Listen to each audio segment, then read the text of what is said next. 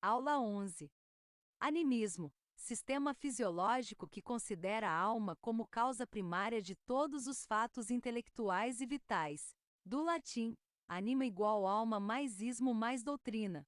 Georg Ernst Stahl, de 1660 a 1734, médico e químico alemão, refutou o estudo, em medicina, da anatomia, da filosofia e da química, por entender que a cura de um doente estava baseada na alma. Assim, estabeleceu o sistema que se tornou célebre pelo nome de animismo. O Espiritismo, desde o início, expõe o fenômeno anímico como a manifestação da alma do médium, portanto, em conceituação diferente daquela fixada por Stahl. A alma do médium pode manifestar-se como qualquer outro espírito, desde que goze de certo grau de liberdade, pois recobra os seus atributos de espírito e fala como tal e não como encarnado. André Luiz conceitua o animismo como o conjunto dos fenômenos psíquicos produzidos com a cooperação, consciente ou inconsciente dos médiuns em ação, mecanismos da mediunidade, capítulo 23. Em outro livro, o mesmo autor conceitua o fenômeno anímico como uma forma de desdobramento da alma, que se vê possuída. Há uma espécie de manifestação anímica descrita por André Luiz, mostrando que, muitas vezes, o que se assemelha a um transe mediúnico, nada mais é do que o médium desajustado, revivendo cenas e acontecimentos no seu mundo subconsciente, fenômenos esse motivado pelo contato magnético, pela aproximação de entidades que partilharam as remotas experiências. Nos domínios da mediunidade, capítulo 22. Nessa hora, o médium se comporta e se expressa como se ali estivesse realmente um espírito a se comunicar. Nessas condições, diz André Luiz, a ideia de mistificação talvez nos impelisse a desrespeitosa atitude, diante do seu padecimento moral. Por isso, nessas condições, é preciso armar o coração de amor, a fim de que possamos auxiliar e compreender. Um doutrinador sem tato fraterno apenas lhe agravaria o problema, porque, a pretexto de servir à verdade, talvez lhe impusesse corretivo inoportuno ao invés de socorro providencial. Primeiro, é preciso remover o mal, para depois fortificar a vítima na sua própria defesa. Nos domínios da mediunidade, capítulo 22. Personalidades múltiplas e subpersonalidades. Personalidades múltiplas são as personalidades vividas em outras existências. Têm identidade própria, aparência, hábitos, idade e até polaridade sexual distinta da personalidade atual. Suas existências são temporárias, podem perdurar dias, meses, anos ou séculos. O professor Pierre Janet, quando da identificação do subconsciente, nas experiências hipnológicas realizadas pelo célebre professor Jean-Martin Charcot, em Paris, propôs a existência de personalidades múltiplas ou anômalas, que se encontram adormecidas neste depósito de memórias. Joana de Ângeles, de Valdo Franco, O Despertar do Espírito, primeira edição, Salvador, ed. Leal, 2000, páginas 39, 40. Foram melhor observadas e estudadas por William James, de 1842 a 1910, um dos pioneiros na sua identificação. Os estudos de Jung e dos espíritos, André Luiz, Manuel Filomeno de Miranda e Joana de Ângeles, vieram esclarecer bastante esse assunto.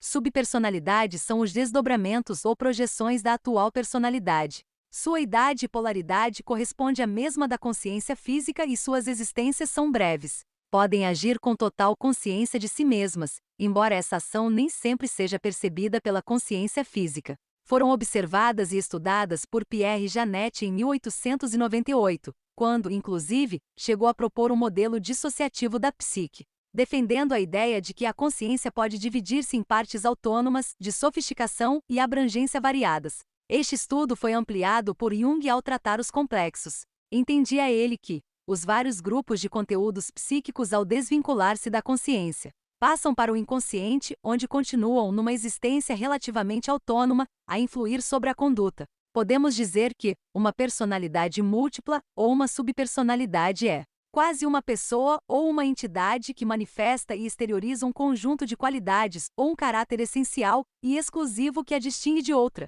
com sua estrutura de hábitos adquiridos, interesses, complexos, traumas, sentimentos, aspirações, polaridade sexual, e uma organização integrada e dinâmica de atributos e de possibilidades. As personalidades múltiplas e as subpersonalidades são pouco conhecidas em suas propriedades e possibilidades.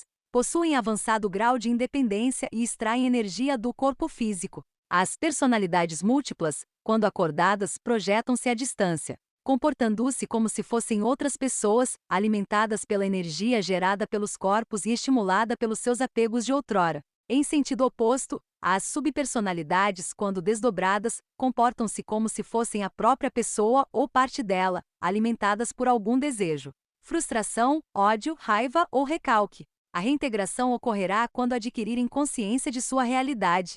As personalidades múltiplas e subpersonalidades negativas podem apresentar-se conscientes de sua condição ou inconscientes. Podem ainda apresentar-se angustiadas, agressivas, vingativas e arredias ou atacarem, ironizarem e rejeitarem a personalidade física. Algumas são simplórias, viciosas, confusas e perturbadas. Outras são arrogantes, ignorantes, orgulhosas, soberbas e maldosas. Muitas não se integram à personalidade física, porque não querem, não aceitam ou não sabem o que está acontecendo. Podem se opor e rejeitar a polaridade sexual que vestem, dificultar a infância, a maturidade, a velhice, a aparência, a família ou a condição social. Podem boicotar profissões, criar dificuldades de toda a ordem e levar o encarnado a comprometer o empreendimento encarnatório. Essas personalidades despertam ativadas por algum estímulo desencadeador qualquer, no plano da consciência física, anímica ou espiritual, um vício, uma vibração, uma imagem, um cheiro, um olhar, um tom de voz, um som, uma provocação, um ataque, um descontentamento, uma humilhação, um medo, um trauma, etc. Muitas permanecem hibernadas por séculos até que algo as ative ou então a própria necessidade evolutiva da pessoa as despertará para que ressignifiquem seus conhecimentos e conteúdos. Através de orientação podem se redirecionar ou se integrar ao bloco de ego, ou então, diante de atitudes positivas da consciência física, entram em colapso anulando-se ou por autolibertação. Integram-se às atividades progressivas do espírito. Devemos lembrar que o perispírito é o órgão sensitivo do espírito, por meio do qual este percebe coisas espirituais que escapam aos sentidos corpóreos. Pelos órgãos do corpo, a visão, a audição e as diversas sensações são localizadas e limitadas à percepção das coisas materiais, pelo sentido espiritual ou psíquico. Elas se generalizam. O espírito vê, ouve e sente por todo o seu ser tudo o que se encontra na esfera de irradiação do seu fluido perispirítico. Kardec conta-nos um fato anímico. Um senhor, habitante da província, nunca quis casar-se, malgrado as instâncias de sua família. Um dia, estando em seu quarto, ficou admiradíssimo de se ver em presença de uma jovem vestida de branco e a cabeça ornada com uma coroa de flores. Surpreso com essa aparição, e estando seguro de que estava acordado, informou-se se alguém tinha vindo nesse dia, mas lhe disseram que pessoa alguma fora vista. Um ano depois, cedendo às novas solicitações de uma parenta, decidiu ir ver a jovem que lhes propunham. Chegou no dia de Corpus Christi, e quando voltava da procissão, uma das primeiras pessoas que vê, entrando na casa, e uma jovem que reconhece como sendo a que lhe tinha aparecido, estava vestida do mesmo modo. Ele ficou desorientado, e de sua parte, a jovem soltou um grito de surpresa e sentiu-se mal. Voltando a si, disse: eu já tinha visto esse senhor em igual dia do ano precedente. Isso foi em 1835. Ernesto Bozano, em seu livro Animismo ou Espiritismo, capítulo 3, esclarece que as comunicações mediúnicas entre vivos, fenômenos anímicos, provam a realidade das comunicações mediúnicas com os desencarnados. Fenômenos espíritas. Os espíritos Erasto e Timóteo explicam: o médium, no momento em que exerce sua faculdade, o seu estado não difere sensivelmente do estado normal, sobretudo nos médiuns escreventes. Acrescenta que a alma do médium pode se comunicar como a de qualquer outro, LM. Capítulo 19, item 223. Cada médium revestirá o pensamento recebido com suas próprias palavras, e Kardec ressalta que a expressão desse pensamento pode, e deve mesmo mais frequentemente, ressentir-se da imperfeição desses meios. Como o médium cuja inteligência atual ou anterior esteja desenvolvida, nosso pensamento se comunica instantaneamente de espírito a espírito, graças a uma faculdade peculiar à essência mesma do espírito. Nesse caso, encontramos no cérebro do médium os elementos apropriados à roupagem das palavras, correspondentes a esse pensamento. É por isso que, apesar de diversos espíritos se comunicarem através do médium, os ditados por ele recebidos trazem sempre o cunho pessoal do médium, quanto à forma e estilo. Porque, embora o pensamento não seja absolutamente dele, o assunto não se enquadre em suas preocupações habituais. O que desejamos dizer não provenha dele de maneira alguma, ele não deixa de exercer sua influência na forma, dando-lhe as qualidades e propriedades características de sua individualidade. Mistificar, enganar, burlar, trapacear, tapear, iludir. O primeiro sentido foi o de iniciar alguém nos mistérios de um culto, tomá-lo iniciado. Deriva do grego mistéis, donde procede mysterion, mistério. As mistificações são o escolho mais desagradável da prática mediúnica, mas, para evitá-la, há um meio muito simples, que é o de não pedir à religião nada mais do que ela não pode e deve dar-vos. Seu objetivo é o aperfeiçoamento moral da humanidade. Desde que não vos afasteis disto, jamais sereis mistificados, pois não há duas maneiras de se compreender a verdadeira moral, mas somente aquela que todo homem de bom senso pode admitir. Se nada pedem, aceitam o que dizem, o que dá na mesma.